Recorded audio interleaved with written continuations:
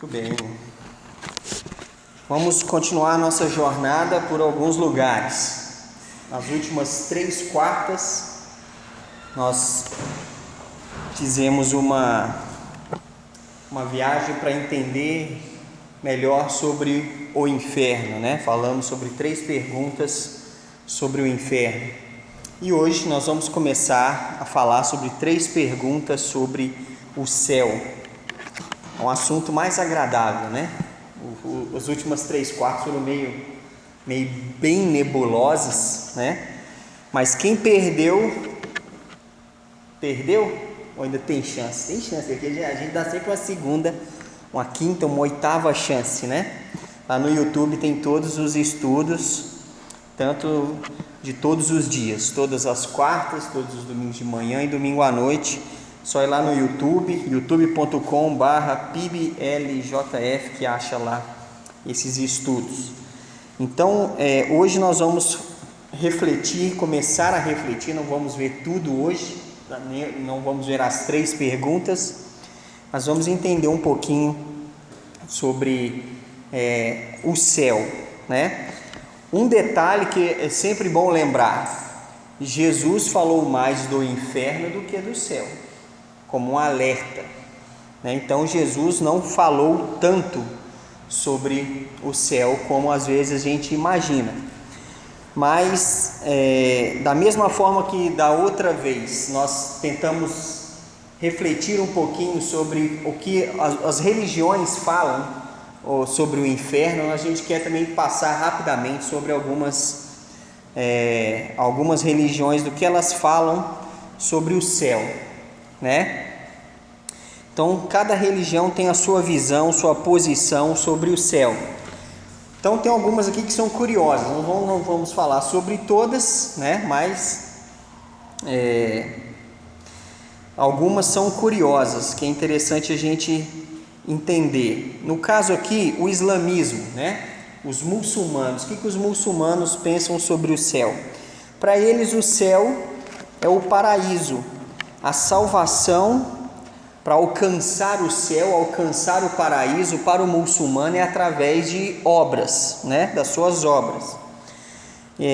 Se as boas obras dos muçulmanos forem mais fortes ou mais pesadas do que as más obras, joga na balança, o que pesar mais é o que vale. Então, se as boas obras deles pesarem mais, na visão deles, então eles podem ir para o paraíso. Tem um caminho mais curto, porque tem um paraíso mais interessante para o muçulmano. É só morrer como mártir pela causa muçulmana. Isso já te leva mais rápido para o paraíso. Só que esse caminho do mártir, ele tem alguns detalhes a mais. Aí que eu acho que aí é o pulo do gato, que eu acho que eu entendo. Para mim fica claro porque tem tanto muçulmano querendo morrer pela causa, né? Tem um detalhe bem interessante, ou nebuloso, ou estranho, ou esquisito. Para o muçulmano, se ele morre como mártir, o conceito de paraíso para o muçulmano, nesse caso, torna-se algo bem sensual, bem complicado, porque quando ele morre pela causa, quando ele se torna um mártir, quando ele chega no paraíso, ele tem ali à sua disposição 70 virgens. Já pensou? Você acha que Deus, vamos usar a lógica, você acha que Deus, que é um Deus que instituiu algo como a família, o relacionamento monogâmico, você acha que Deus iria dar um céu, um paraíso e 70 mulheres para uma pessoa só porque ela morreu por uma causa?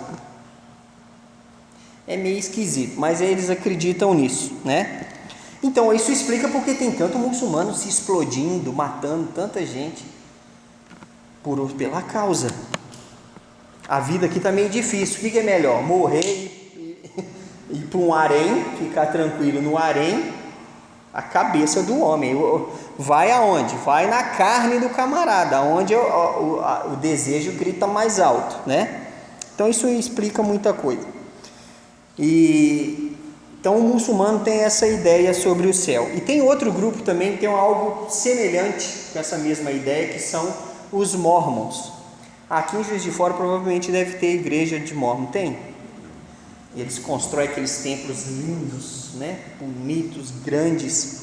Eles andam com camisa branca, gravata, o crachazinho de elder. Todo mundo chama elder, porque elder é o nome de ancião, né? É o experiente. Então por isso que é elder alguma coisa. Não é nem um nome, é um título. Aí o que os mormons entendem?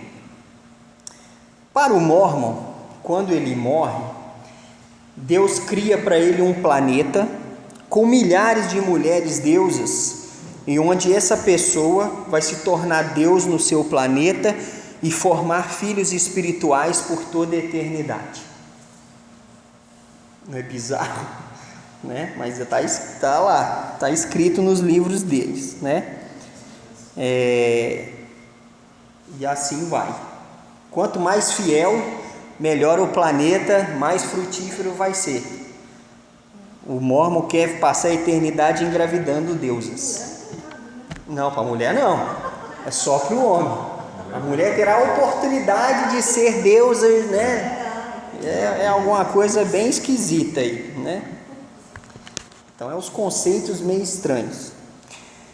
Agora tem outro que é interessante, que é o do Testemunha de Jeová. Também interessante o conceito de céu para ele, porque para o Testemunha de Jeová, o céu ele é um lugar restrito apenas para 144 mil pessoas.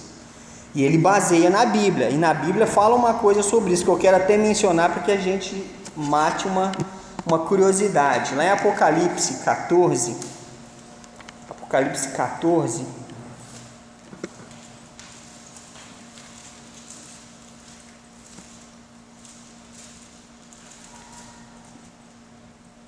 versículo 1,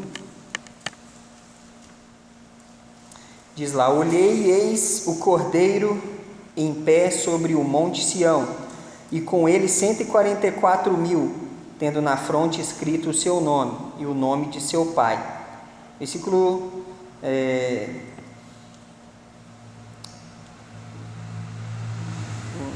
o versículo aqui, mas depois eu vou achar aqui.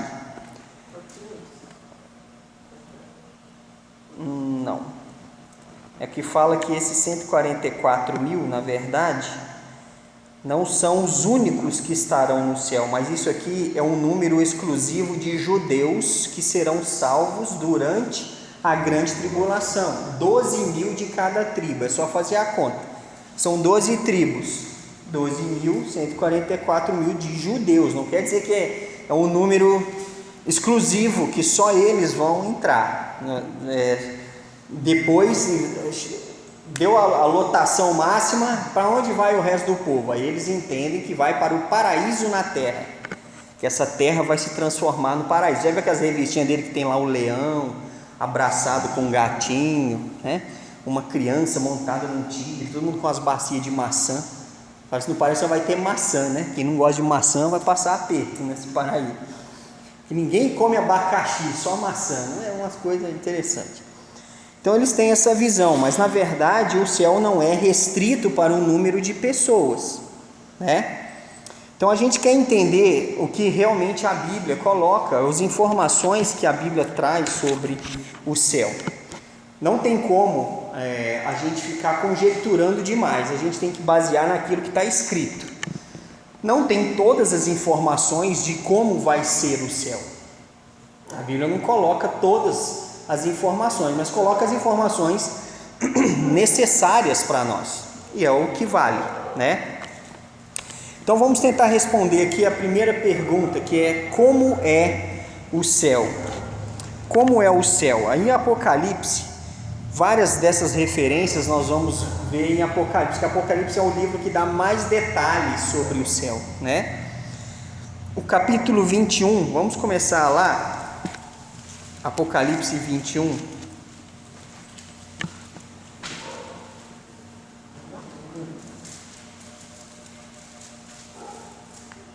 Apocalipse 21, vamos ler versículos de 1 a 3.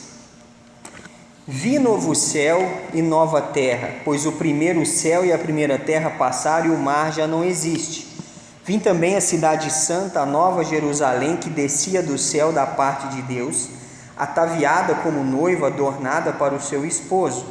Então ouvi grande voz vinda do trono, dizendo: Eis o tabernáculo de Deus com os homens. Deus habitará com eles, eles serão povos de Deus, e Deus mesmo estará com eles. Então, a primeira coisa aqui é que o céu é um lugar espiritual, né? É uma primeira coisa, o céu já é um local existente, é um local espiritual, um local do trono de Deus. Aqui ele menciona vários detalhes, que eu não vou me ater nesses detalhes, porque eu teria que contar uma outra parte da história um pouco mais complicada, sobre a cidade santa, a nova Jerusalém que desce do céu. São lugares de glória diferentes, mas que no fim serão reunidos, né? Então tem a nova Jerusalém, os novos céus e nova terra. Ele fala que o primeiro céu e a primeira terra já não existe, porque passaram. Aqui já está descrevendo uma circunstância depois do fim de tudo, dos julgamentos, onde vem o estado eterno das coisas. Então tem os lugares determinados. Então uma coisa que é importante, que da mesma forma que o inferno é um local espiritual, o céu também, né? Ele é um local da habitação de Deus, como fala no versículo 3. Eis o tabernáculo de Deus com os homens. Deus mesmo estará com eles.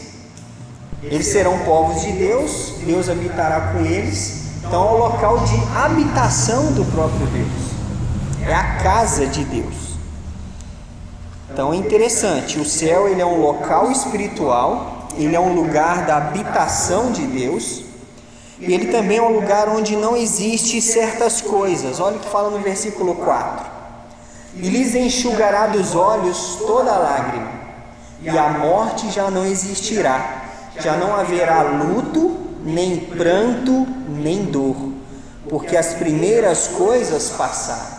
Uma coisa que é interessante mencionar sobre o céu, que a gente entende nesse versículo, tem muita gente que fica naquela dúvida assim: eu vou lembrar de alguma coisa daqui, da minha vida aqui? Tudo aquilo que gera tristeza, dor, luto, pranto, essas lembranças serão removidas. Fizeram parte da vida daqui, e não faz sentido levar isso para lá. Deus remove. E as lembranças de conquista da salvação através da fé em Jesus, lembranças que fazem sentido permanecer pela eternidade, isso será sustentado. Mas aquilo que gerou dor, aquilo que gerou pranto, aquilo que gerou tristeza, como ele fala aqui, que ele enxugará dos olhos toda lágrima, será o consolo final e eterno. Aquilo que trouxe tristeza será finalizado, acabou, não teremos mais lembrança dessas coisas. Então, olha que coisa maravilhosa, você está num lugar onde só vai ter lembrança boa, só estará permeando a sua mente aquilo que te traz vida, aquilo que te traz alegria, que te trouxe vigor. É isso que vai permanecer nas nossas mentes, né? Então é muito interessante. É um lugar onde não existe tristeza, não existe sofrimento. É um lugar de consolo também. Toda lágrima será enxugada. Motivos para chorar todos têm aos montes, mas lá no céu toda lágrima será enxugada. Acabou, né?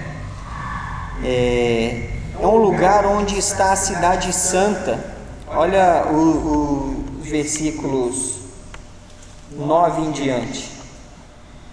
Então veio um dos 7 anjos que tem as 7 taças cheias dos últimos 7 flagelos e falou comigo dizendo: Vem, mostrar-te-ei a noiva, a esposa do Cordeiro. E me transportou em espírito até uma grande e elevada montanha, e me mostrou a santa cidade, Jerusalém, que descia do céu da parte de Deus, a qual tem a glória de Deus. O seu fulgor era semelhante a uma pedra preciosíssima, como pedra de jaspe cristalina. Então aquela cidade extremamente iluminada, né? A cidade santa, a Nova Jerusalém, o lar eterno dos salvos junto com o seu Criador. Sim.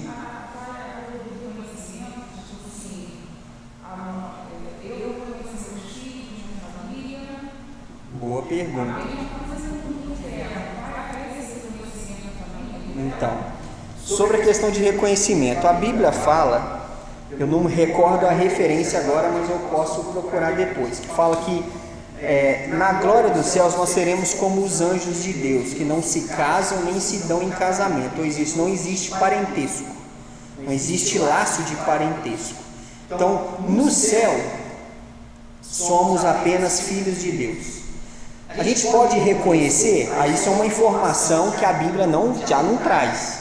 Se eu vou reconhecer quem foi meu pai, se meu pai converteu, a minha mãe converteu, vai estar lá junto, não sei. Eu só sei que laços, não seremos reconhecidos por laços.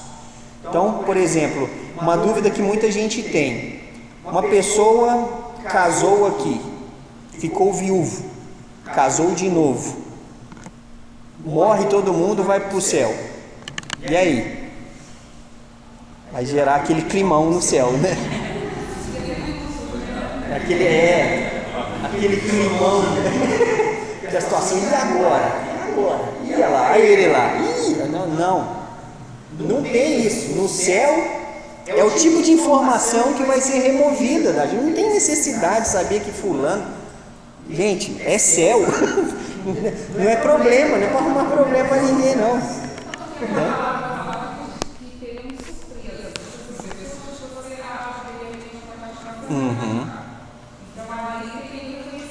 Sim, a gente reconhece quem são. Por exemplo, a gente vai reconhecer quem são os apóstolos, que eles têm identificação. Cada porta tem o nome de um apóstolo, tem as colunas, tem o nome das tribos de Israel. Nós vamos reconhecer pessoas, mas não vamos reconhecer laços. Isso, laço de sentimento assim a esse ponto, eu entendo que não, para não gerar uma certa complicação, né?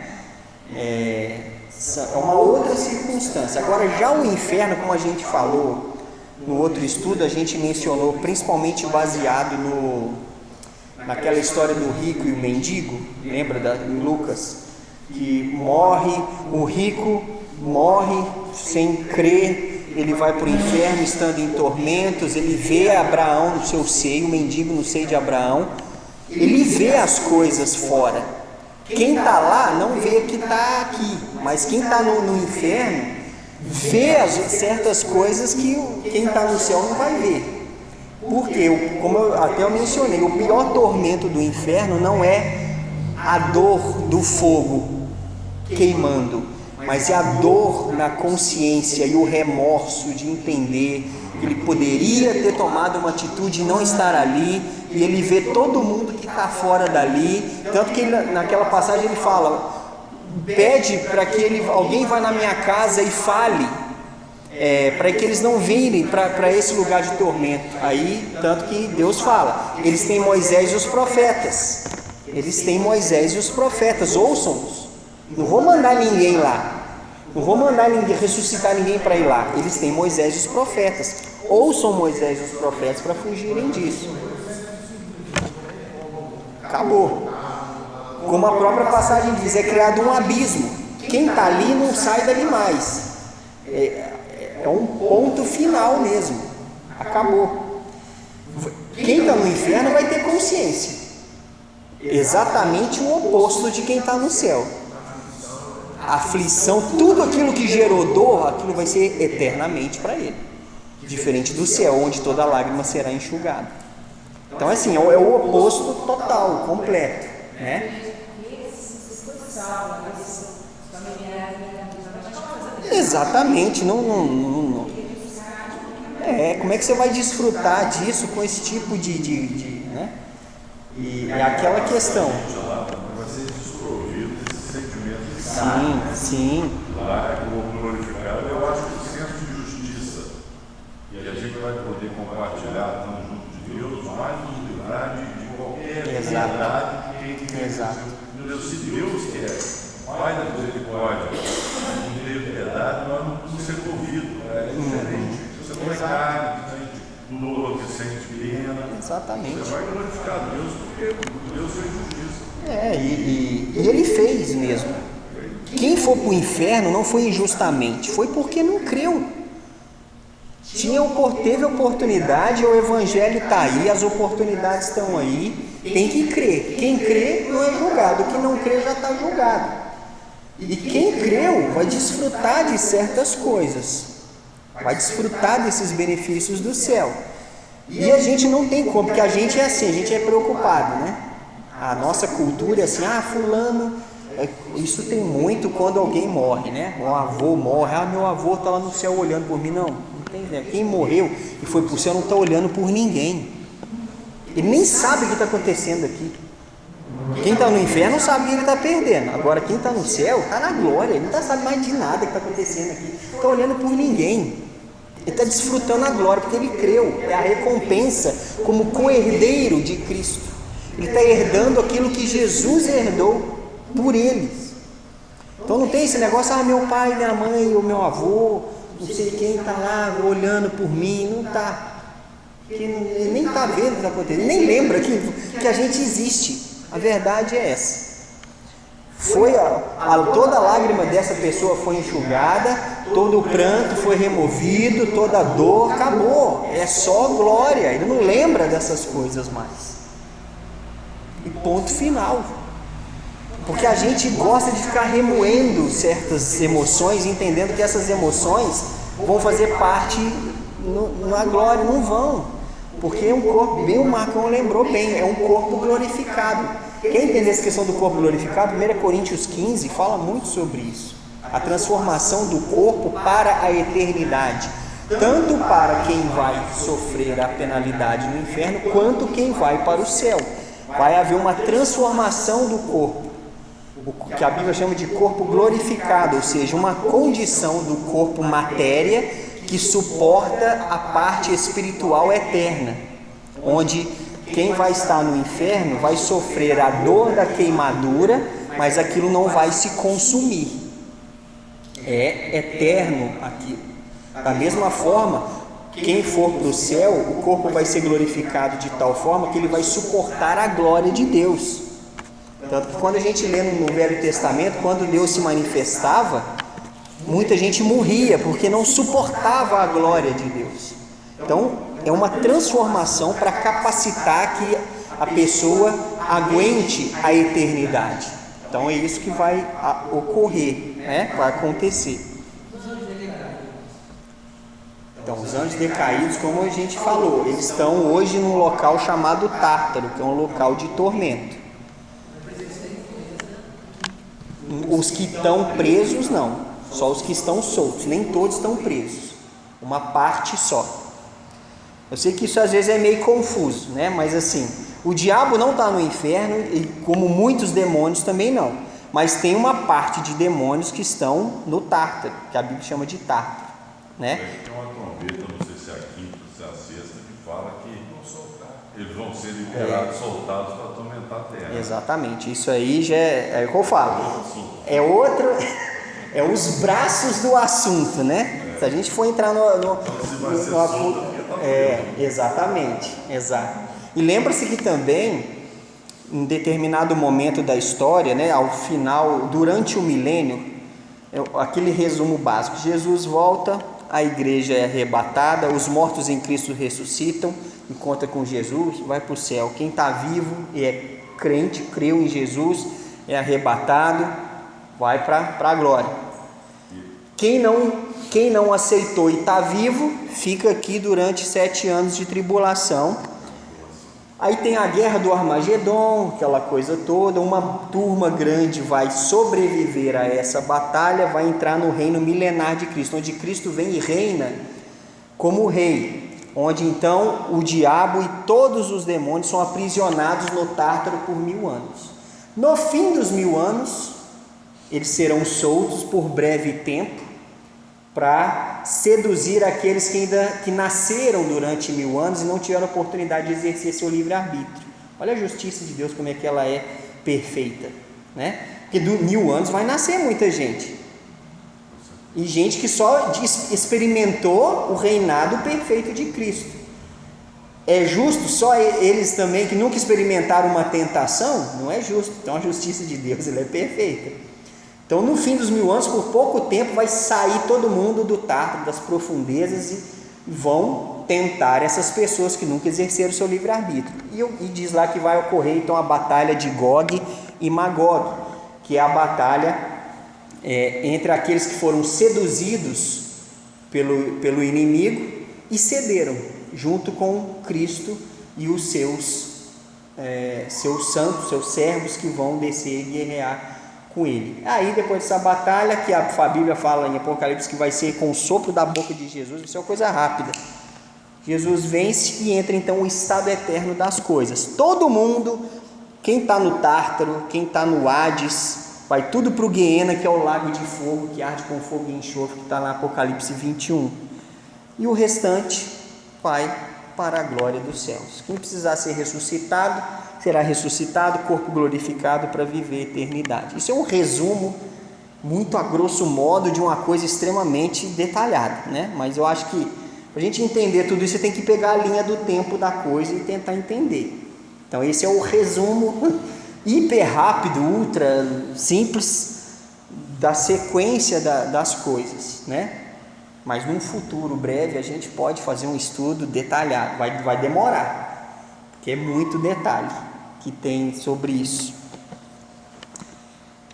Então, vamos voltar para os detalhes do céu aqui. Então, é o lugar onde está a cidade santa. E também a cidade, ela é de ouro puro. Olha Apocalipse 21, 18. A estrutura da muralha é de jaspe. Também a cidade é de ouro puro, semelhante a vidro límpido. Eu nunca nem vi um ouro puro. E no céu vão pisar em ouro puro, né? Aqui a gente tão preocupado com posses, e na glória isso é chão. Que coisa interessante, né? É pedra, muro de pedra preciosa. E aqui a gente preocupado com certas coisas, né? Como é que é interessante a classificação de Deus, de valor das coisas, né? Então, no céu a cidade é de ouro puro, com muros de pedras preciosas. Olha o versículo 19 em diante. Os fundamentos da muralha da cidade estão adornados de toda espécie de pedras preciosas. O primeiro fundamento é de jaspe, o segundo de safira, o terceiro de calcedônia, o quarto de esmeralda, o quinto de sardônio, o sexto de sárdio, o sétimo de crisólito, o oitavo de berilo, o nono de topázio, o 10º de crisópraso, o 11º de jacinto, o 12º de ametista. As 12 portas são 12 pérolas, e cada uma dessas portas de uma só pérola. A praça da cidade é de ouro puro, como vidro transparente. É um lugar chique, né? É muito interessante. O que mais que ele coloca aqui?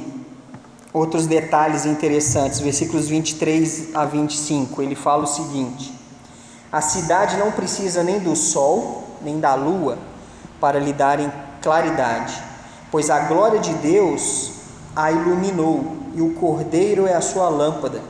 As nações andarão mediante a sua luz, e os reis da terra lhe trazem a sua glória. As suas portas nunca jamais se fecharão de dia, porque nela não haverá noite. E lhe trarão a glória e a honra das nações. Então olha que interessante, não vai ter luz, porque a glória de Deus ilumina. Não tem noite, porque é sempre dia, pela iluminação, pela glória de Deus, onde as portas não se fecharão. A gente vai dormir no céu? Não tem sono no céu. Sono é coisa necessária por causa que a gente se cansa aqui. No céu nós vamos ter cansaço, é corpo glorificado. Ah, mas eu gosto tanto de dormir. O negócio lá deve ser bom, porque você pega Pedro, que era um cara reclamão. Na transfiguração ele não pediu nem tenda para ele, ele falou assim, não vamos descer daqui mais não. É verdade. E ele estava no tempo, porque as tendas que tinham ali eram para Elias, para Moisés e para o Senhor. É verdade. Então o negócio deve ser bom mesmo. Que foi impactante para ele, né? Quando ele tem aquela visão, ele falou, quer ficar ali. Bom é estarmos aqui, que ele fala, né? E então realmente a gente, o que se pinta às vezes do céu? O céu é um lugar meio monótono, todo mundo vestido de branco cantando o dia inteiro. O povo acha que o céu vai ser isso, né?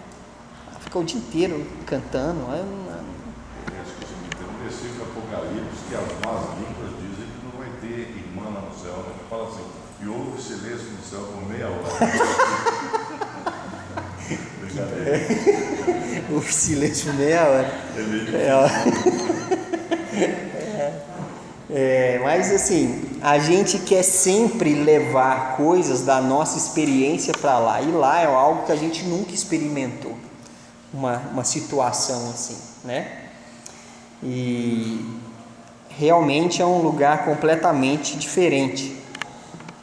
E outra coisa interessante que fala aqui no capítulo 21, versículo 27, nela nunca jamais penetrará coisa alguma contaminada, nem o que pratica abominação e mentira, mas somente os inscritos no livro da vida do Cordeiro.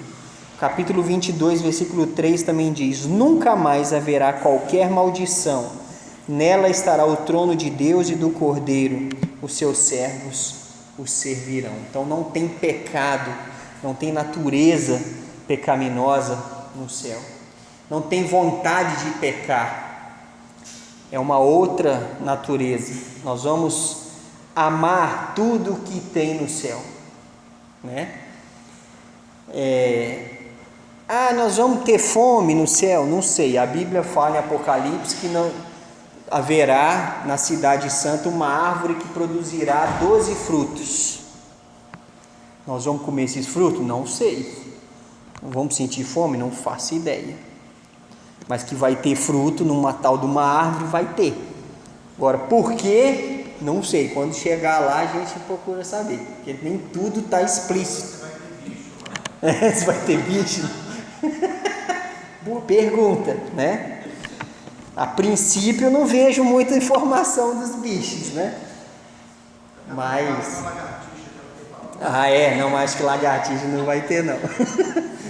Serpente não vai ter, isso ainda tá certo. Então tem alguns detalhes, né, sobre o céu. Vai ser um lugar que às vezes a gente quer entender o local baseado na nossa circunstância terrena, e não tem como, né? Apocalipse 2,7 que fala, eu não sei se é sentido espiritual, mas fala que eu fui vencer dali e comer da árvore da vida, né? Sim, pelo menos espiritualmente vai poder comer. Fala do maná escolhido também. Tanto é interessante que lembra que no jardim do Éden não era permitido comer do fruto da vida, né? Mas no céu vai poder. Como que é esse fruto? Não sei. Então a gente não tem todas as informações, né? E se a gente soubesse de tudo, perde a graça, né? O interessante é a gente saber que é coisa boa, mas de tudo não é interessante a gente saber tudo. É interessante a gente saber que é um local espetacular. Quem não gosta de ir para um lugar pelo menos bonito? Mas ir para um lugar onde você não vai sentir tristeza, não vai sentir dor. Quem sente dor sabe como é terrível, né? Irmão, assim, das dor na coluna. Eu depois que operei o ombro, é dor no ombro, eu tenho dor nas pernas, eu tenho dor no calcanhar, eu tenho dor na coluna. Só não vai ter dor, vai ser a glória, não precisa tomar nada. Dorflex não existe no céu, né? Então, você começar a entender a coisa por esse ângulo, um lugar bonito, um lugar que não tem pecado, não tem mágoa, não tem tristeza, não tem dor, não tem choro, não tem sentimento, não tem nada daquilo que que atrapalha a vida, já é bom. E tem muitas outras coisas que a gente nem sabe, que ainda vamos desfrutar, né? Adão e Eva, eles comiam e era eterno. Pode ser que nós também sejamos, né, um corpo físico. Então, mas vai ser Assim, a necessidade um corpo glorificado. de comida e bebida. É uma circunstância um pouco diferente, né? Apesar de que no início, antes do pecado entrar no mundo, né, era tudo perfeito. Então, assim, todo o ciclo, até o ciclo alimentício, o ciclo de tudo, era algo perfeito. Então, certo é que não vai ter benefícios. Hã? Não vai ter benefícios. Os benefícios no céu vão ser diferentes, né?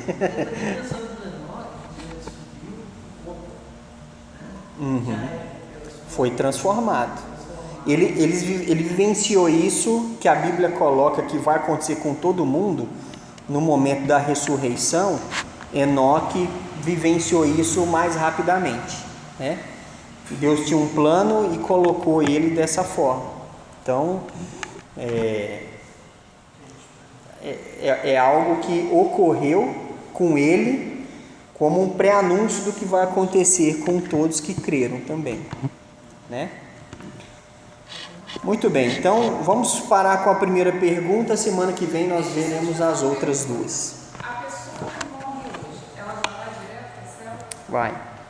Não existe um lugar onde vai... Não. Isso. Paraíso e céu são a mesma coisa.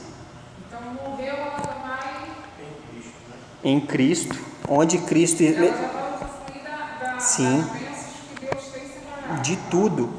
Lembra de João 14, quando Jesus fala: na casa de meu pai há muitas moradas, se assim não for, eu vou teria dito, pois vou preparar-vos lugar. Quando preparar lugar, voltarei e vos receberei para mim mesmo, para que onde eu estou estejais vós também. Então, onde que Jesus está agora?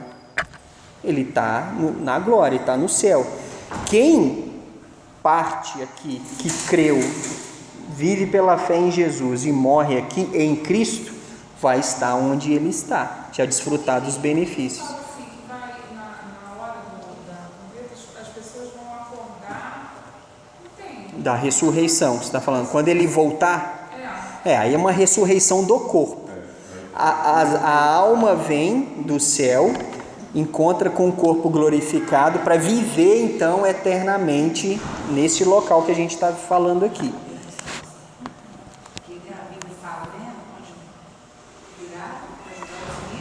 Sim, que é um processo, né, que hoje quem está lá não está com o corpo glorificado, porque o corpo ainda está aqui, morreu, continua sepultado, mas vai haver o momento da ressurreição. Então a alma, ela já vai direto. Ela está lá, porque tem gente que entende que quem morre, ele fica dormindo até a ressurreição, quem fala do sono.